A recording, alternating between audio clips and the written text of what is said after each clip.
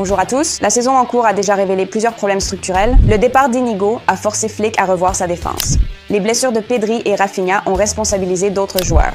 Mais l'élément crucial est la chute d'efficacité des numéros 9 du club, Ferran et Robert. Si vous pensez que ce poste doit être renforcé la saison prochaine, likez et entrons dans le vif du sujet. Voici les 7 meilleures options envisagées par le club, toutes classées. Ça devrait être intéressant. C'est parti. Le numéro 7, c'est Lionel Messi. Une autre option serait de viser un attaquant inconnu, un plan B déjà actif au club.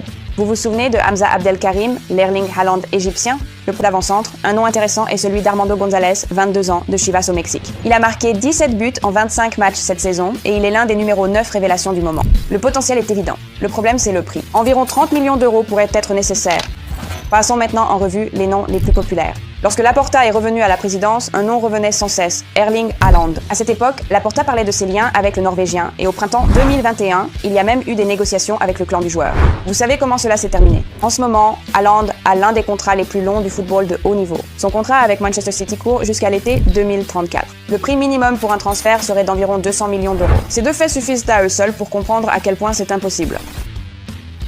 Une autre piste médiatisée est Julián Álvarez de l'Atlético Madrid. Son nom revient souvent lors de ces élections, mais je vous ai toujours incité à voir ce transfert avec sang-froid. C'est illusoire, d'accord? L'Atlético est l'un des principaux rivaux, donc des questions se posent. Accepterait-il de s'affaiblir en le vendant à Barcelone pour 70 millions d'euros, chiffre récemment évoqué dans les médias, ou resterait-il sur leur estimation proche de 150 millions, sachant qu'il a 26 ans, qu'il est sous contrat jusqu'en 2030 Et maintenant, passons aux scénarios les plus réalistes. Les médias barcelonais évoquent activement le nom d'Omar Marmouche, un profil gérable financièrement et tactiquement. À 27 ans, ce joueur serait un second Alvarez, peinant à rivaliser avec Haaland et cherchant un rôle majeur ailleurs. Il colle aussi au système de jeu de Hansi Flick. Il peut jouer à gauche, à droite, en 9, voire en 10, et ce genre de polyvalence compte dans un système basé sur le mouvement et le pressing. Le montant évoqué est d'environ 50 millions d'euros. Cela reste accessible si citer Marcus Rashford. Les rumeurs de négociations entre Barcelone et Manchester United s'intensifient. Tout indique que Deco et Laporta envisagent sérieusement d'activer l'option d'achat pour environ 30 millions d'euros. Sur le marché actuel, c'est un prix très raisonnable pour un joueur qui a déjà inscrit 10 buts et délivré 13 passes décisives en 1970 minutes. Harry Kane est un autre nom qui revient souvent lorsque l'on évoque la fin du cycle de Robert Lewandowski au club.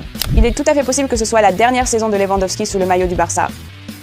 Mon option préférée reste Victor Osimhen. Il brille avec Galatasaray en Ligue des Champions.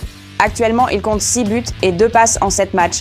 Donnez votre avis en commentaire, likez la vidéo et abonnez-vous. Merci d'avoir regardé.